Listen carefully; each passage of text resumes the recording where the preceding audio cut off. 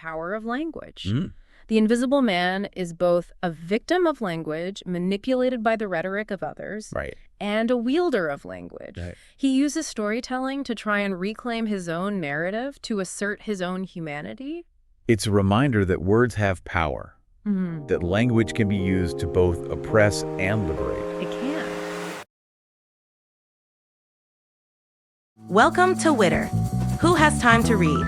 The podcast that brings deep dives for busy minds. Listen to AI hosts Jane and Dane and get ready to unpack the world's most captivating books in just a fraction of the time. Whether commuting, working out, or just squeezing in a quick break, we deliver key insights, thought-provoking themes, and takeaways you can carry into your day. Don't forget to like, subscribe, and leave a comment. Plus, use our links in the description to purchase this book. Your support helps us bring more engaging book discussions to you. Listen and follow us wherever you get your podcasts. Who has time to read? You do, with Witter. Welcome back to Witter, your go-to for deep dives for busy minds. That's right. This month, we're continuing our Black Voices series in honor of Black History Month. Yes. And this time, we're diving deep into, let me tell you, a true literary masterpiece.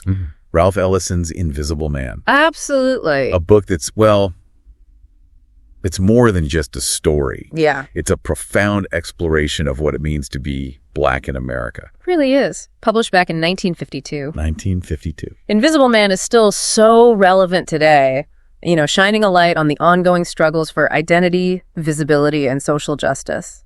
I have to say, the title itself, Invisible Man, it really grabbed me. You know, right away, you know this is going to be about more than just a physical absence. Exactly. Ellison is exploring this concept of social invisibility. You know, the experience of being overlooked, ignored, and dehumanized by a society that just refuses to see you as an individual. Yeah. And this invisibility is, well, it's central to the Black experience in America. Right. Both in Ellison's time and, sadly, even now. And that invisibility is really embodied in the main character, who, you know, as you mentioned, is never given a name. We only know him as the Invisible Man. What's the significance of that, would you say? Oh, it's brilliant. Really, by denying him a name, Ellison reinforces this idea that society sees him not as a person, but as a symbol. Yeah. Like a stereotype. He becomes, you know, representative of a whole group, stripped of his individual humanity. It's like he's forced to wear this mask of invisibility just to navigate the world. Yeah, and the novel really unpacks the psychological toll that takes. Imagine constantly having to, you know, code switch. Right. To shrink yourself, to make yourself less threatening just to be accepted. And that internal conflict is so apparent in the advice that the Invisible Man receives from his grandfather on his deathbed. You know, that whole overcome him with yeses, undermine him with grins bit. It's almost like a survival guide. Right. But a very, very twisted one. Yeah, it's heartbreaking, really. Because the grandfather, who has clearly endured a lifetime of oppression, sees this as the only way to navigate, you know, a racist society. But in doing so, he's also passing down this legacy of forced subservience, this internalized racism that can be so damaging. So is Ellison suggesting that this is the only way to survive? Is there no hope for genuine connection or authentic self-expression? Well, the Invisible Man's journey is all about grappling with those questions, you know? He tries different paths, different approaches. Yeah. But he constantly runs up against the same barriers of prejudice and misunderstanding. Yeah, one of the scenes that really drove this home for me was the Battle Royale. Oh, yeah. Where the protagonist is blindfolded and forced to fight other Black boys for the entertainment of white men. It's brutal. It is. And symbolic on so many levels. Oh, you're absolutely right. That scene is a microcosm of the ways in which racism pits Black people against each other, all while those in power, you know, maintain control. Yeah. And the fact that they're blindfolded, I mean, that speaks to the deliberate ignorance, refusal to see the humanity of these young men. And even in that dehumanizing situation, the Invisible Man delivers a speech about humility and obedience to white society. Talk about a forced performance. It's almost as if he's internalized this idea that his worth is dependent on, well, white approval.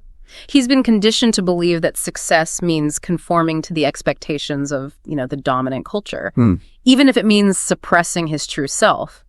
And this scene is just the beginning of his journey toward realizing just how damaging that mindset can be. It seems like the Invisible Man is surrounded by these conflicting messages about how to be, who to be. Exactly. And that tension is what drives the novel. You see it in his interactions with Dr. Bledsoe, the president of his college, Right. who represents a certain type of Black leadership, one that's focused on achieving success within the existing system, even if it means compromising certain principles. So he's not necessarily a villain, but someone who has adopted a specific strategy for navigating a racist world. Right. And that strategy comes with its own set of costs and consequences, as the Invisible Man eventually discovers.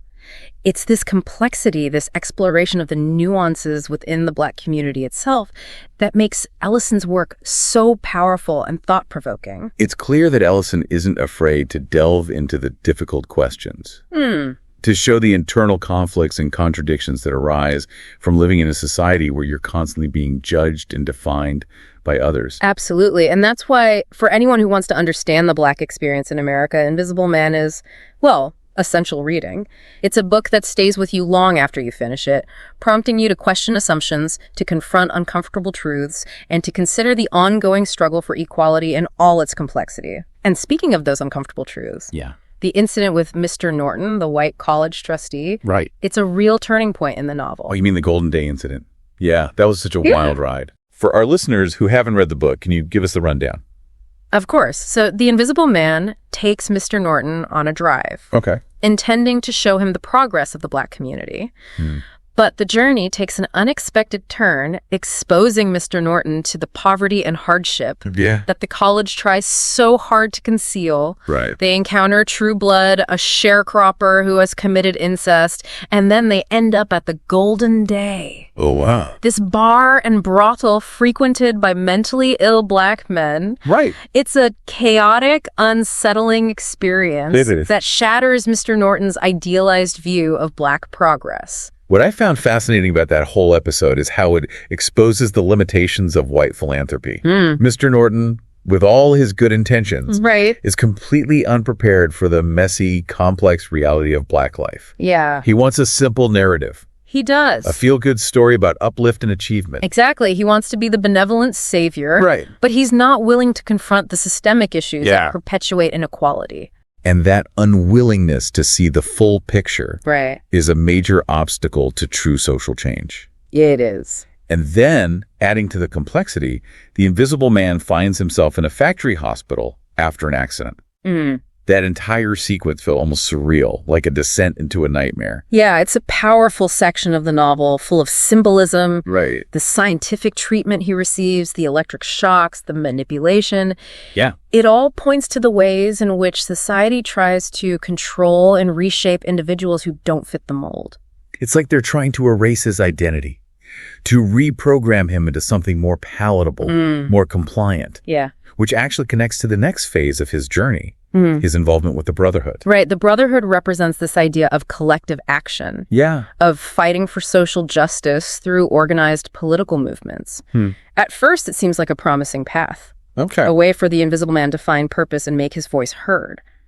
But even within the Brotherhood, there's this struggle for autonomy. They want to use him to mold him into their ideal image of a Black leader. Precisely. They claim to be fighting for equality, Right. but they also want to control the narrative, to dictate how that fight should be waged. Right. And the Invisible Man eventually realizes that their ideology, Yeah. just like the expectations of white society, can be just as limiting, just as dehumanizing. It's a constant tension, isn't it? It is. Trying to find your place in the world to make a difference, Yeah. but also staying true to yourself. It certainly is. And that's one of the things that makes Invisible Man so relevant today. Right. You know, we're still grappling with these questions of identity, of representation, Yeah. of how to fight for social justice without losing sight of individual humanity. And it's not just about external forces trying to control the narrative, right? There's also this internal struggle, this battle within the Invisible Man himself. Absolutely. Throughout the novel, he's bombarded with different ideologies, different expectations, and he's trying to make sense of it all, to figure out who he is and what he believes. And that journey of self-discovery is something that I think a lot of people, regardless of their background, can relate to. Yeah, it's that universal search for identity, for meaning, for belonging. Yeah. And Ellison captures it so brilliantly through the lens of the Black experience in America. And he does it through the power of language.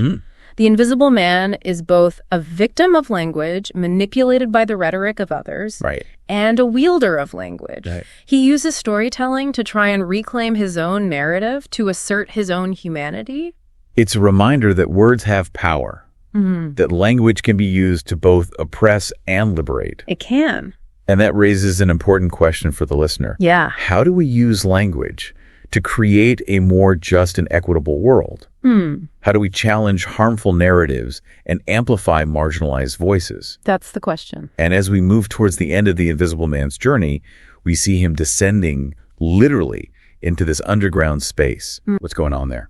The descent into the underground is a symbolic retreat from the chaos and confusion of the world above. Right. The invisible man is withdrawing, seeking refuge, and trying to make sense of all that he's experienced. But it's not a defeat, is it?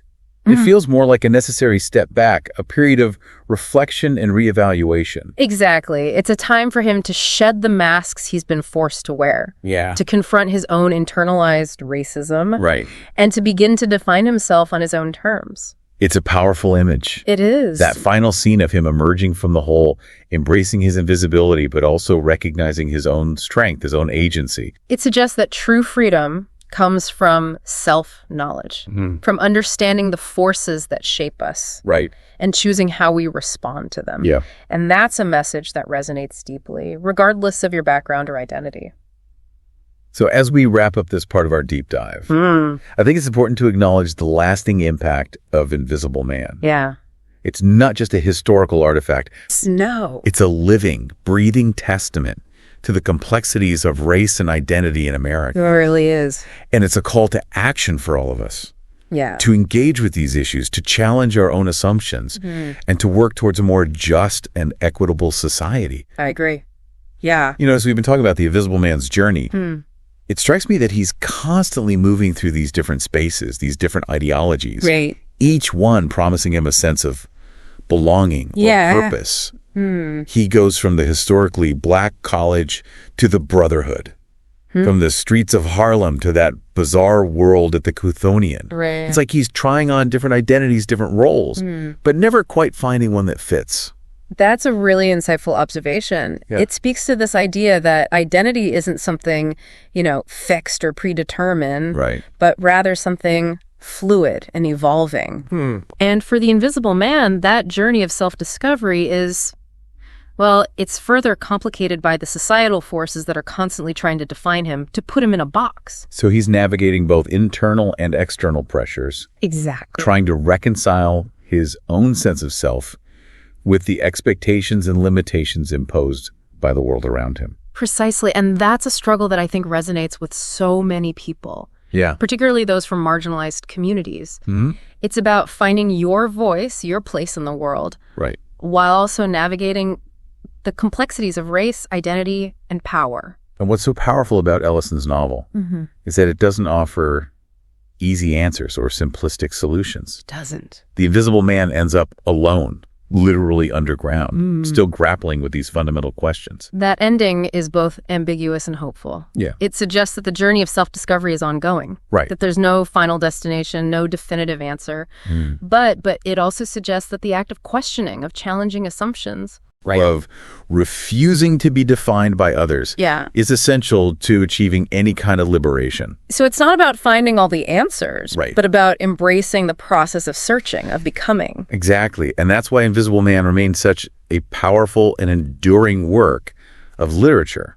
It speaks to the human condition in a way that transcends time and place. Yeah. It reminds us that the struggle for identity, for meaning, for connection is something we all share. And as we wrap up our deep dive into Invisible Man, what are some of the key takeaways you hope our listeners will walk away with? Well, first and foremost, I hope they'll be inspired to read the novel for themselves. Yeah. It's a challenging but ultimately rewarding experience that will stay with you long after you finish the last page.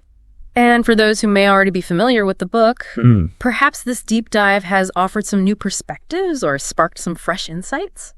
I hope so, because one of the beautiful things about literature is that it invites multiple interpretations. Right. It encourages us to engage in dialogue and debate. and to continually re-examine our own understanding of the world. It's a reminder that the conversation about race, identity, and social justice is ongoing, and that each of us has a role to play in shaping that conversation. Absolutely. An Invisible Man, with its unflinching look at the complexities of the Black experience, provides us with a valuable framework for understanding these issues in all their nuance and urgency.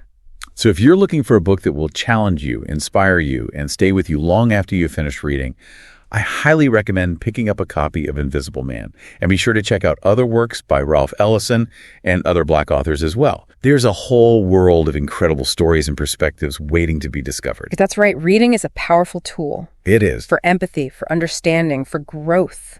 So let's keep reading, keep learning, and keep the conversation going. That's it for our deep dive into Invisible Man. Thanks for joining us on this journey. And remember, even when it feels like you're invisible, your story matters. Your voice deserves to be heard.